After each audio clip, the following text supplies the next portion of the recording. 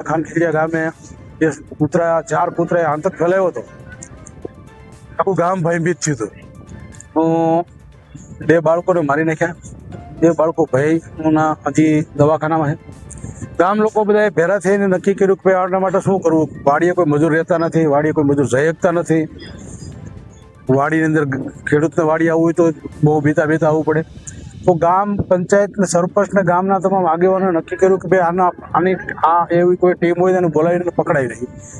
તો એક ટીમ ભૂંડ પકડવાવાળી ટીમને બોલાવી ત્યાં આવ્યા અને જાળી ગોઠવી 2 કૂતરા પકડાઈ ગયા છે અને 2 ફરાર થઈ ગયા છે।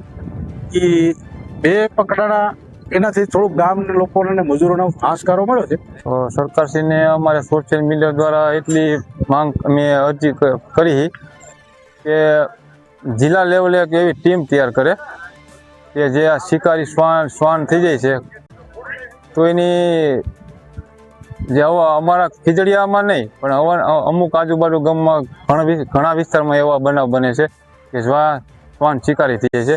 તો એની એક ટીમ દ્વારા કરે જિલ્લા લેવલે તો ગ્રામજનોને અમુક તાલુકા વાઇઝ કે અમુક જ્યાં ખેડૂતો ભયભીત થઈ ગયા છે ત્યાં જેટલો વન્ય પ્રાણીથી ડર નથી લાગતો એટલો આ શ્વાનથી માણસો ભયભીત થઈ ગયા છે। શ્વાનોના ત્રાસથી આવી રીતે બાળક ઉપર જે જીવલેણ હુમલો થયો તે બાબતે પંચાયતને અને તાલુકા કક્ષાએ અને જિલ્લા કક્ષાએ જે ટીમનો સંપર્ક કરી અને વહેલી તકે એની કાર્યવાહી કરવા માટે સૂચના આપેલી, જે આજ રોજ 2/6 રોજ ગ્રામ પંચાયત ખાનખીજડીયાના સીમ વિસ્તારમાં ટીમ દ્વારા અત્યાર સુધીમાં 2 શ્વાનને પકડી પાડવામાં આવ્યા છે અને બીજા 2 શ્વાનની શોધખોળ ચાલુ છે।